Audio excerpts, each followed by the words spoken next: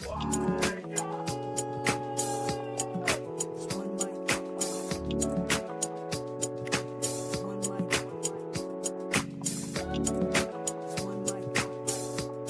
a moment with your friend. Evidently not trying out for lifestyles before.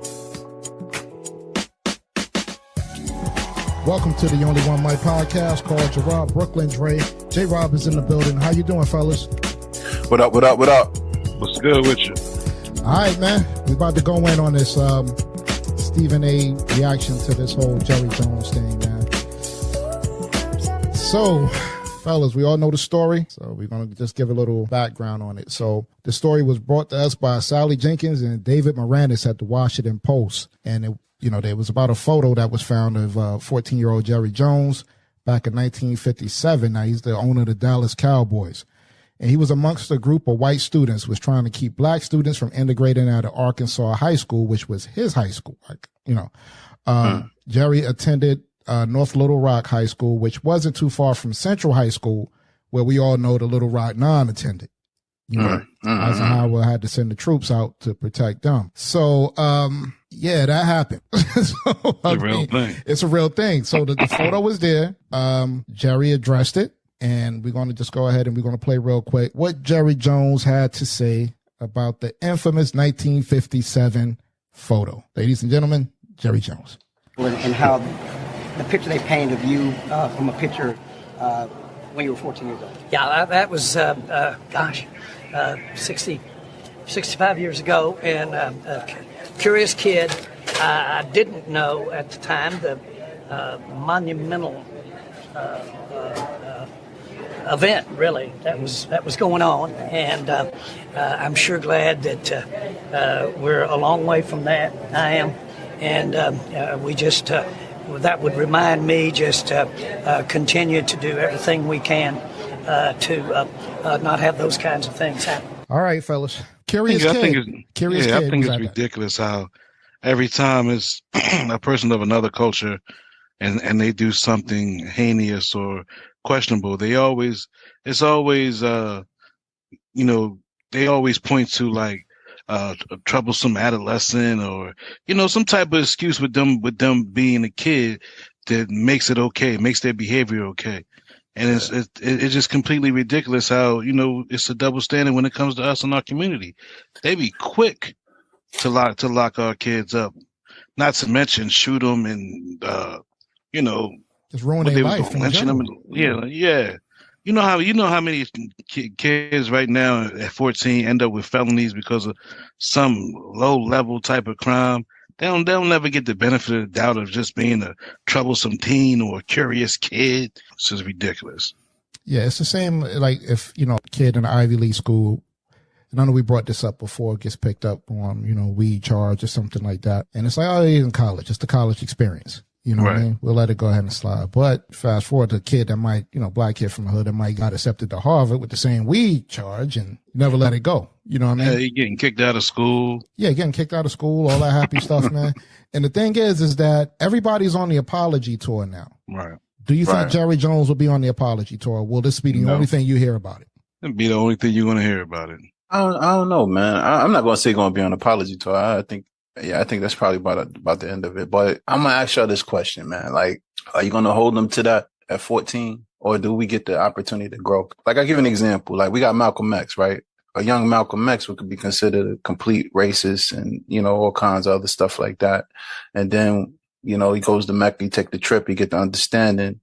Then, we know what Al-Hajj Malik Shabazz stood for, something totally different than Malcolm X. So, I mean, do we hold him at what he held at 14? Now, the only thing I do hold in Jerry Jones is like, it make me think a little weird is like, yeah, I don't know if I want to hold him at what his thought process was at 14. But on the same token, he ain't got no black coaches. He was the leader in regards to that, Will Kaepernick thing where he was like, forcing his players to get back on the field and all the other stuff like that. So it was against kneeling at the Pledge of Allegiance. Yeah. But then the other side of it too is like, a lot of his old players who are black players, sing his praises. You know what I mean? So again, it's like I'm conflicted with that. You know what I mean? I don't know if he still holds them same morals and rules wholeheartedly. You know what I mean? Does a leopard ever change his spots? Malcolm did. Malcolm did by the grace of his creator. I think so. I think people can change. I think, I mean, there's a lot of people I know that started out with a particular thought process and then went on in life and changed to something different. So I can't really hold them to that. But again, it's what going forward, what it looks like. And when I see this whole Kaepernick thing, he could have played that situation much better. So that's what makes me think it's still some of that maybe in him. I totally agree. I think that people can change. Because I think that the explanation to the whole thing was I was just a curious kid and I was there. Well, I think what he should do is he should go ahead and just tell the truth.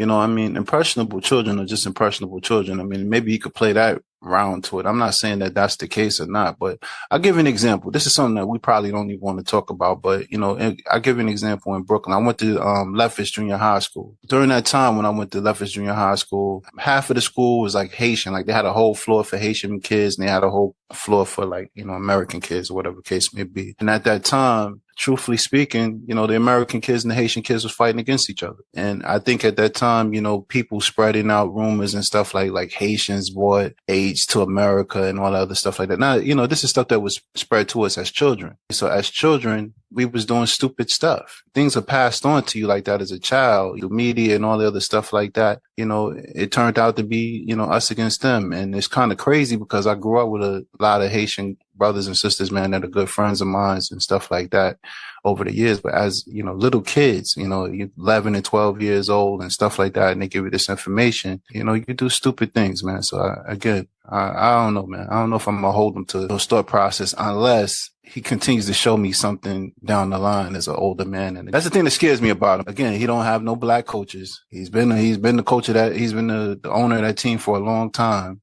A lot of great black players have come through there that probably deserve coaching positions. So I don't know. Yeah, this is my thing. You just said that if he continues to show that behavior, and I think with the Kaepernick situation, the way he figureheaded that thing, he did show that behavior. And yeah. I mean, if he came out and was like, "Hey, it was the way of the world at that time," like, would I give him a pass? No. Right. You just really telling the truth of how you actually feel. Now, have you realized that black men are necessary for your economy? Yeah, you have. So yeah, you probably cut a couple checks. You know what I'm saying, and able to be in a room with a black person or whatever. But at the end of the day, they still a commodity to you. And let's be real. Listen, man, I'm on the edge of agreeing with you, man. I'm not saying I'm not, man. Just from that whole Kaepernick thing and the way he handled it, I didn't like that. It would have been a perfect time for him to do things the right way. Yeah, I mean, and just with the Kaepernick thing, or shut up. All you had to do was shut up. Actually, being the thing is like, are you not even paying attention to what's really going on now? You taking the whole propaganda of he's against the military, and you standing on that, which is a lie. Right, Kaepernick was never against the military. It was a protest against police brutality. I didn't know if you're going to play that interview with Stephen A. You going to play that as of right now? No. I mean, give me a minute on that one. The reason why I said that is because, again, I listen to Stephen A. and I'm like, bro, like all of the extras and stuff like that. Well, you know what?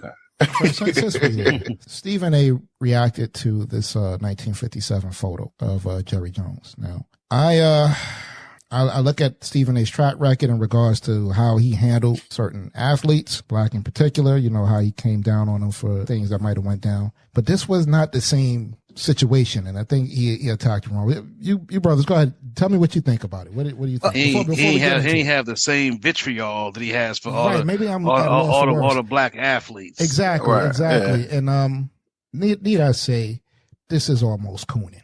Is it? Can I say almost? It is not almost. Yeah, it is. You gotta call it what it is. Let's call it what it is. All right. He got so much passion. Oh, I'm upset, and the dramatic pauses and all that stuff like that. So, what we'll do for you, which we normally don't do, is play the actual interview, and we're gonna give our analysis. Right. Remember, we don't do reaction videos here. We don't do, goofy faces and all that stuff, and somebody. No, it's a conversation, gentlemen. We just want to see, kind of break this up. Just analyze what he's saying. That's all. Yeah, when we see the cooning and buffooning, we got to call it out. Yeah, we got to call it out. All right. So, all right, without further ado, this is Stephen A. from First Take, and his reaction to Jerry Jones' controversial 1957 photo. Stephen A. I'm pissed off, but not for reasons that people would think. I'm very, very fond of Jerry Jones, and I'm not hiding that from anybody. Is his record perfect? No. But I'm pissed off because he doesn't deserve what just happened. He doesn't deserve it. One report, our report, said he was 14 years old. Yeah. Another report said he was 15 years old. At minimum, that's 65 years ago. You're going to bring up a picture of Jerry Jones standing at this protest. No question what was happening is not something that anybody as a black person should be appreciative about. We had 6 students at that particular North Little Rock High School that was trying to desegregate the school. No one should be okay with it. Nobody should be okay with that. Regardless of We race. understand that. We get all of that. We also understand what we as black people and as black folks, black men have to deal with. And by the way, to some degree, we still deal with a lot of things, and we all know it. Racism is alive and well. Bigotry and prejudice is alive and well. We get all of that. What I'm saying is, here's the part that bothers me. You want to get on Jerry Jones and his track record, fine. In 2003 or so, you know what? You should have hired. Dennis Green shouldn't have got an interview on the phone. It should have been an in-person interview. Right. You should have followed the letter of the rule of the law as it pertained to the Rudy Rule. He wanted Bill Parcells, universally recognized one of the greatest football coaches we've ever seen. It was clear he wanted Bill Parcells. Nobody else was going to have a chance of getting that job. That's what he wants to do. You want to malign him for that? Fine. You want to point out that he's one of 7 black NFL owners that's never hired an African-American as a head coach? Fine. Do all of that. Attack him for that. Go ahead. Yeah. No problem. I see a plethora of African-Americans employed by him. I see black players who played for him who rave about this man and what he's done for them on a personal level. But if you want to go by his hiring record when it comes to head coaches, no problem. Can't go the executive route because we know it's him. You know what I'm saying? He want to be the president, the GM, the owner. He want to do everything. And then he's got his children that he leans on as well. So he can't go the executive route. But you want to get on him about the head coach. I just needed a break. Like, to hear this man bloviate on national TV, like, it take me back to, again, when we was talking about Hold on, Charles brother, did Barkley. you just say bloviate? Yes. I used the Stephen A. word. To bloviate. But it took me back to when we was talking about Charles Barkley, and like I said, when he starts talking, it just takes me to Django when Samuel L. Jackson was hugging Leonardo DiCaprio. Like he's so quick to defend this man. Like, what's wrong with it? Is this your daddy? Like, but you be quick to like just come down on all the black players. Like, you didn't have any type of sympathy for Kyrie Irving, Kaepernick. You ain't had no sympathy for Kaepernick. None. You ain't had, Stephen A. has turned from the voice of the people to the voice of the oppressor. Hold on. Hey, listen. J-Rob just said bloviate, man. Ladies and gentlemen, this man stepped over crack while I was going to school in Philly, man. Who said it don't work, man? Who said it don't work, man? Yeah, but yeah, I hear. Like I said, the more I hear, him just explain that, and this is what I was saying before, man. Like, you don't want to hold a 14-year-old to this thing, but then you like, you ain't hired no black coaches, man, since Tom Landry, man. You know when Tom Landry left, man? That's a long time ago, man. And you have a history of a lot of successful black players on your team, man, that were really good guys. And some of them have become coaches and stuff like that, man. So, and then also too, like you said, man, the whole Kaepernick thing and how he stood so firm against that whole process, man, it lets me know that some of that, is still in him, man. You know what I mean? So, yeah, absolutely. Some of that is still in them, man. So sometimes people are weird in life. I'm gonna tell you something crazy, man. I've met people who like talk and yell racial slurs and all kind of other stuff like that, man. But then I've seen them have white friends. It's weird, man. You know what I mean? And they love their white friends, but behind closed doors, they're yelling like racial epithets and stuff like that. I mean, I don't agree with it and dig it, but it's the truth, and maybe that's the kind of person he is. I don't know. Yeah, we don't know. But I ain't giving him no pass though, because again, on the other side of it, like you said, his history, his history as an executive is a little bit questionable, man. That Kaepernick thing, maybe if it was just the whole not hiring a black coach thing, you can't fault him. The tuna is going to be an opportunity for a coach, man. You're going to take the tuna every time, man. You say that because you're a Giant, because y'all New Yorkers. You know what I mean? That's the tuna, man. Come on, man. Stop doing. Can't disrespect the tuna, man. But I mean, I'm gonna take the tuna over Diddy Green every time. But again, still, the whole process is that since Tom Landry hasn't had a black coach, and it doesn't even look like he did too much for that process, and it looked like he kind of went around the Rooney Rule to even get the tuna up in there. You know what I mean? So that's a little definitely did. Yeah, that's a whole other thing. But we're gonna get back into this interview, guys. And Stephen A. is cooning, man. He's doing too much, man. Yeah. He's doing too much, man. Way too much. All right, let's just check this out, yeah. Fine. But you going to bring up a photo of him when he was 14, 15 years old, 65 or 66 years ago. This is where cancer culture gets into the mix, and you're making an attempt to eradicate him, what he stands for, and all he has done. I will remind you, we've had Senator Robert Byrd, who passed away a few years ago, that was a member of the KKK. We've had other politicians, whose record, who didn't want the segregate, who didn't want desegregation. Right. The George Wallaces of the world, the Bull Connors of the world, and others. Okay? We've seen all of this. We've had elected officials on Capitol Hill that are implementing and legislating policy that affects our lives. But we're going to go to Jerry Jones. And by the way, I don't have a problem with the photo. I don't have a problem. If he was 30, 35, 40 years old, that's different. Right. 14, 15 years old.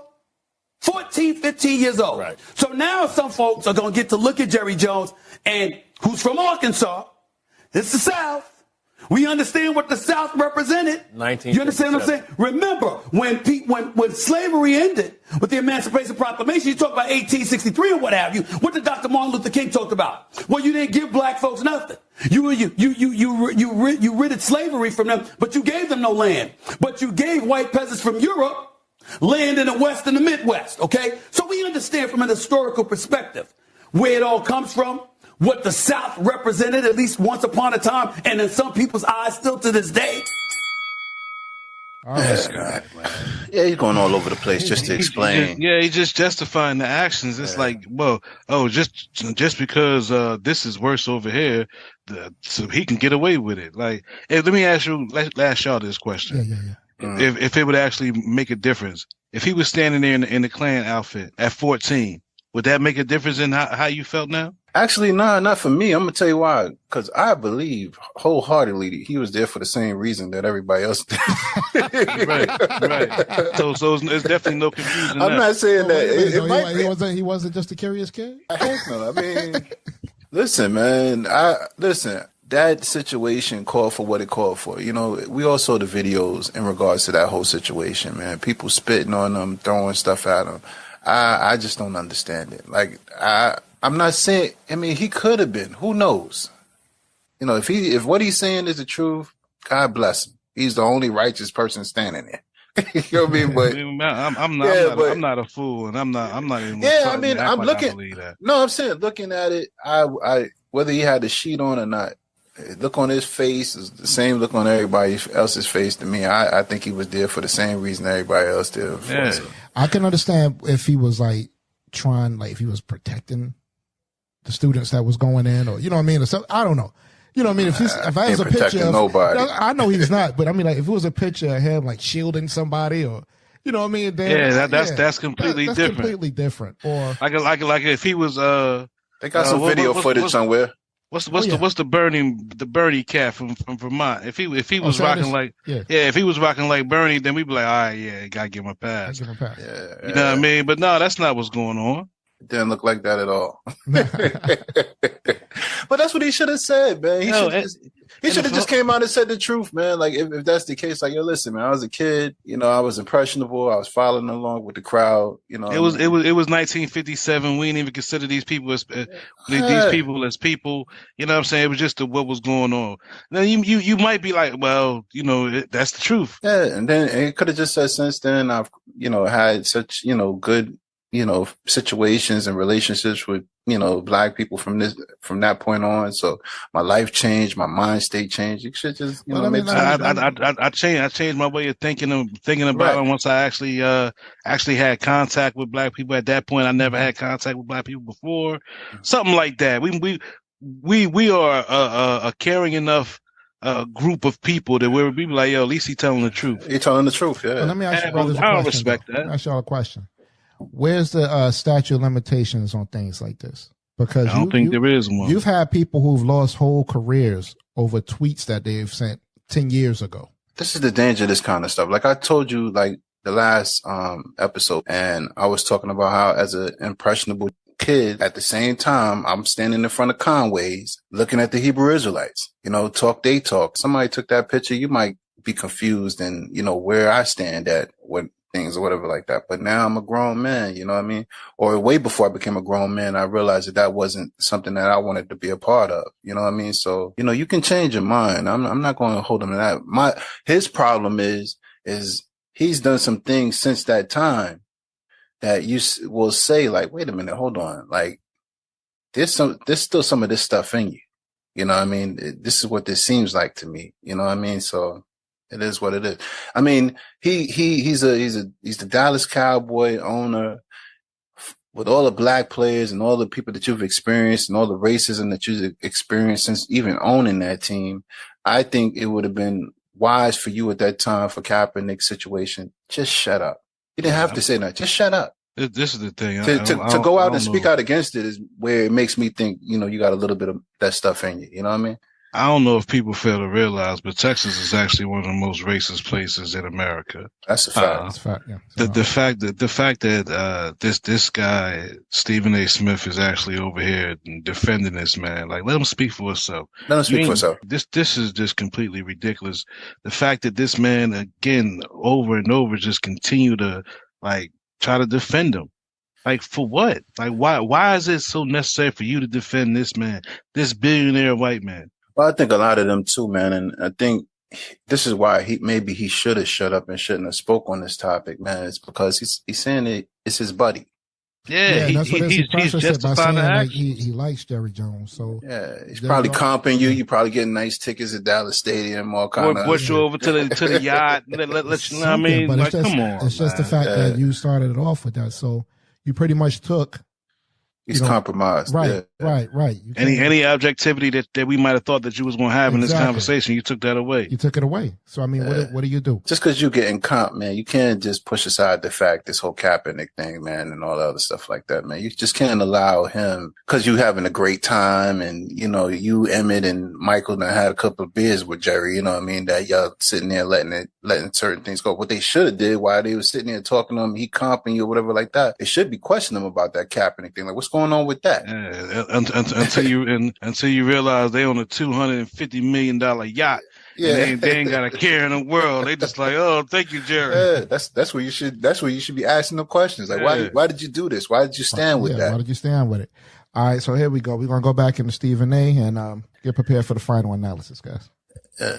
But we're gonna lean on somebody when he was 14, born and raised in the South, and we're gonna pick it up 66 years later to say, you know something? Yeah. You ain't hire a black coach. I think that's pretty low. I really, really do. I think that part is pretty low. If he were an adult, that would be different. But a 14, 15-year-old kid raised in the South who literally is just standing there looking, and we use that to bring up in the year 2022. Oh, this is where you are. You got to explain this. I just don't like his passion.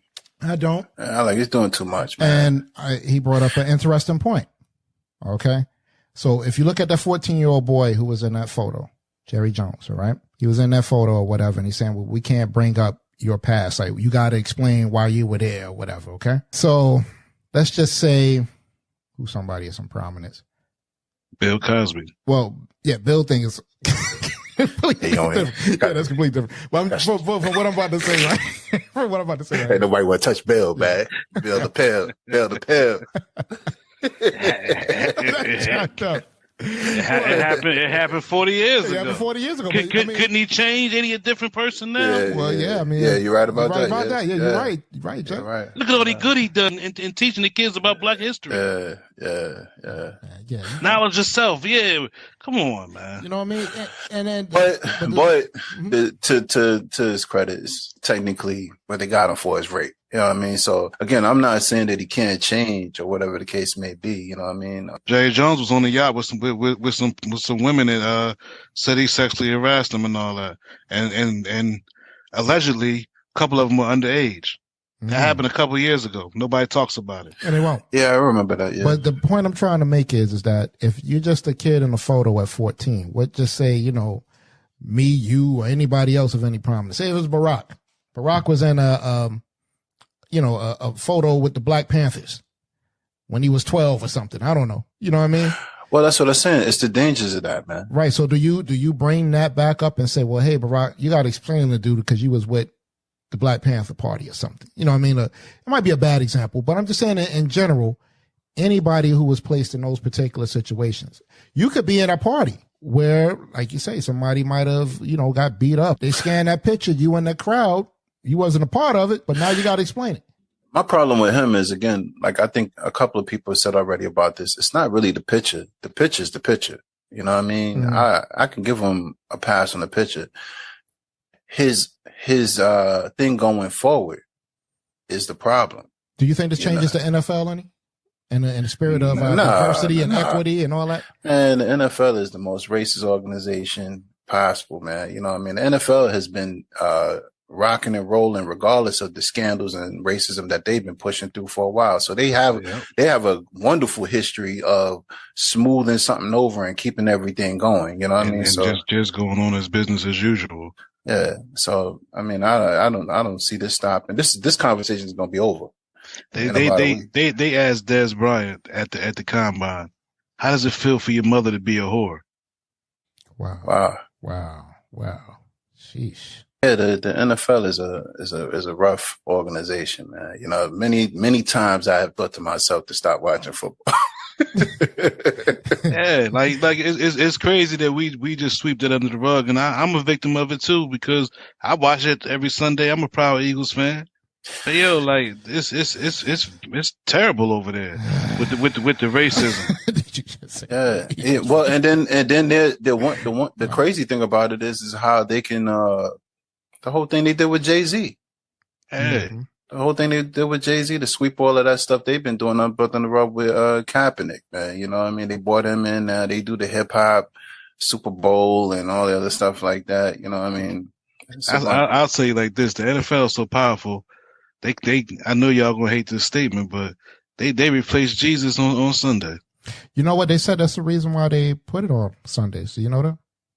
Nah, I didn't know that. Yeah, well, not to replace, but it's just more or less like Sunday. They wanted to almost make it like a religion. Yeah, because you would religiously watch it. If you put that game on Sunday, most people wouldn't go to church. You know what I mean? And it's sad, but they were saying that's why they picked that particular day, but that's a conversation for another time. But I mean, a lot of people don't go to church because of football on Sunday. You know what I mean? I know he hasn't replaced Jesus, but I hear what you're saying. Absolutely. In the sense that, you know what I mean, like a lot that is some people's God. Yeah, you know what I mean. You know, just sitting home and watching football every Sunday. You know what I mean? So it ain't my God. No, not mine at all.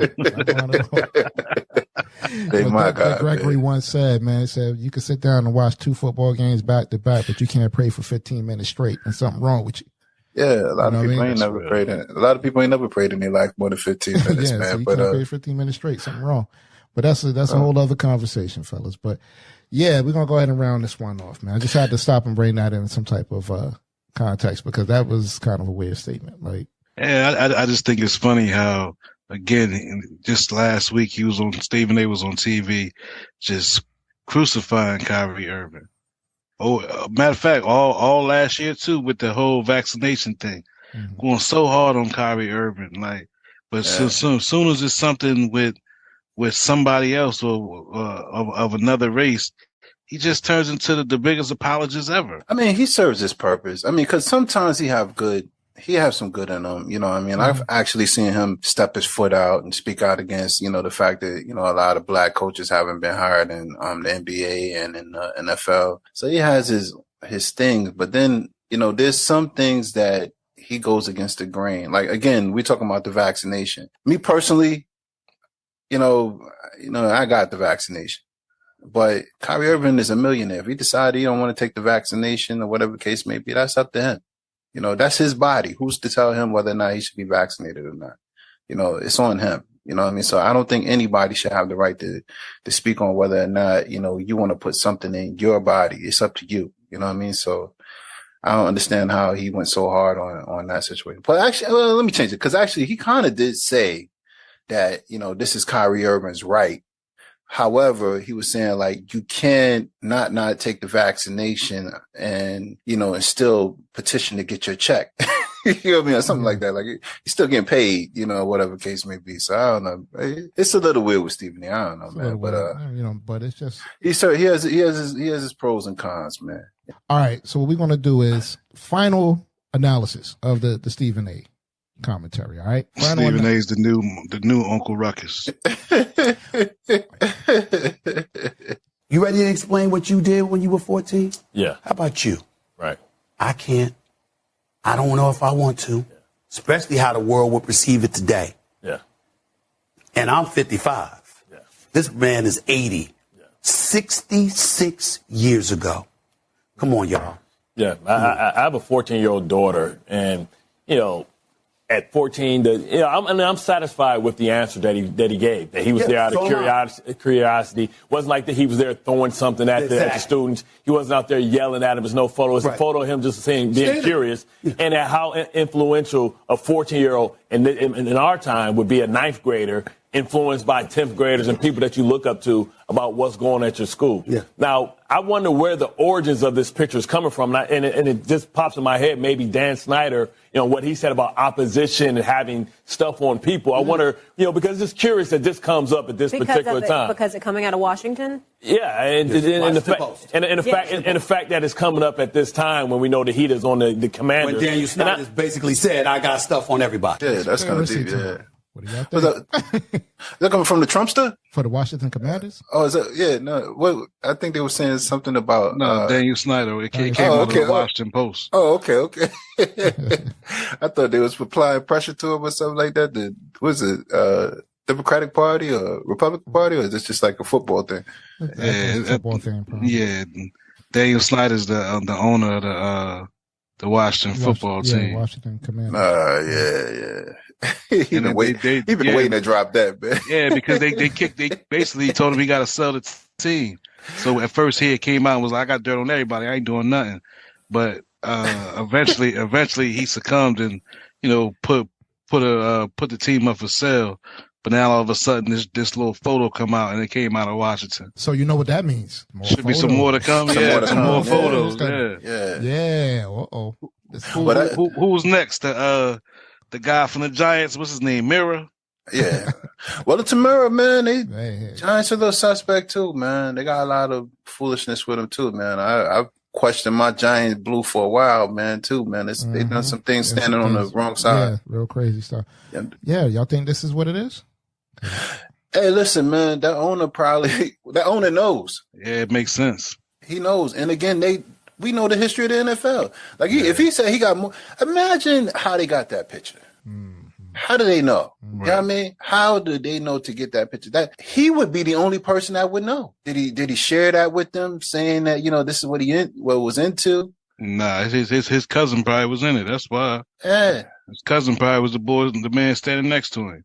That's what I'm saying, though. The fact I'm talking about Jerry Jones, like, you know, like, how do you get that information? Like, for instance, like I'm saying to you, I stood in front of the Hebrew Israelites watching them at 13 or 14. How do they know to go and get that picture? Was he gloating about it? You know what I mean? That he was in there in that situation, that he was there. You know what I mean? Nobody would know unless Jerry Jones tells you. Yeah. Well, maybe they just did some math and just went back a couple of years and say, hey. Yeah, that but school was across from where the Little Rock Nine went to school. Maybe they all shared the same, you know. Yeah, but How would you even know? How would you even know that was Jerry Jones as a child? Yeah, you would know. You would not know. Somebody had to tell. It was some money paid for the investigation. Yeah. They hired an investigator. For him for owner to come out and say that there's something, there might be a little bit more to that than that. And then, the NFL, as grimy as they is, if he shut up and finally sold the team, they probably went ahead and said, listen, give him whatever money he need to get away. They about to start blowing up everybody's spot up in here. You know what I'm saying? Crazy. That's crazy. You know what? I'm not even going to continue with that because now my mind is on all. It opens you up, man. That was definitely interesting. Yeah, that was interesting. Wow. Okay, so because I heard it earlier, and of course we all did when we do our research, man. But I didn't really think about it because Stephen A. was throwing me off. I had concentrated on him so much. Yeah, me too. I didn't even pay attention to what Bart Scott was saying. Yeah, man. Yeah. So we're going to stop that right there. We're gonna let that marinate. We might need to get the Washington Commander older, man. Yeah, we have to start pulling up some stuff. Illuminati with my mind, soul, and my body. He said, if I'm going out, man, I'm taking my sheet off, and everybody else is taking their sheet off too. Nino Brown has approached the bench. We got some information for you. It's Khalid Akbar. Kareem Akbar. That's Jack. He's not going down without a fight. He ain't going down without a fight. But with that said, y'all. Oh, wait. Before we get ready to go. New poll. You got to drop squad somebody. Stephen A. has just been added on to that list. All right. Absolutely. So, all right. So we got Stephen A., Candace Owens, Herschel Walker. I'll offer another option. Stacey Dash. Stacey Dash, Candace Owens, Stephen A. I'm going Herschel Walker first, Candace Owens second, Stacey Dash third, Stephen A. fourth, man. We still got Kanye on the list. And he don't mind. Don't forget about Barkley. Yeah, Barkley. Yeah, we got Charles Barkley. And the reason why I understand what we said last episode about Kanye, but I didn't forget that monkey show he put on at the White House. Remember when he took the Make America Great Again, somebody give him superpowers, and Jim Brown was sitting there and all that. Yeah, I ain't forget about that. Listen, I'll tell you how T.I. asked Candace Owens, when was America great? Right. When was it great? When you was in chains, when your mom and when your ancestors was in chains, when was it great? Please explain that to me. It's gonna be the theme music if we see you stepping out of line. Yeah, corning and buffooning, man. Shucking and jiving. You need to check yourself. Shucking and jiving. Scratching when you don't need to scratch. Yeah, that's crazy, man. But it is what it is. It is what it is. All right, man. This was a good one, man. Good, quick one, man. But it gave me a lot to think about. Right. Outside of about to start investigating it, Washington Commander owner, man. Hey, listen, listeners. I'm just waiting for the next pictures to drop. Yeah. If y'all got some information, go ahead and send it on over to us, man, so we can look into this. So he left his clan card at my house. That's crazy. All right, y'all. The Only One Mic podcast is available on all your major platforms you stream your pods on. Also, check out the Only One Mic podcast YouTube channel, and you can catch up on all episodes. And don't forget to rate the show and subscribe. Get in contact with us, Instagram and Twitter at The Only One Mic P1, Facebook and LinkedIn, The Only One Mic Podcast, and you can email us at theonlyonemic00@gmail.com. Leave your thoughts, comments, and everything, and any information you might have on this particular situation. We thank you again for your time. Run, Jerry, run. Speak your truth quietly and clearly, and listen to others, even the dull and the ignorant, because they too have their story to tell. So until next time, please keep in mind that we never had to run from the Ku Klux Klan, so we shouldn't have to run from a black man. Right. Peace. Jerry, run. Peace. Peace.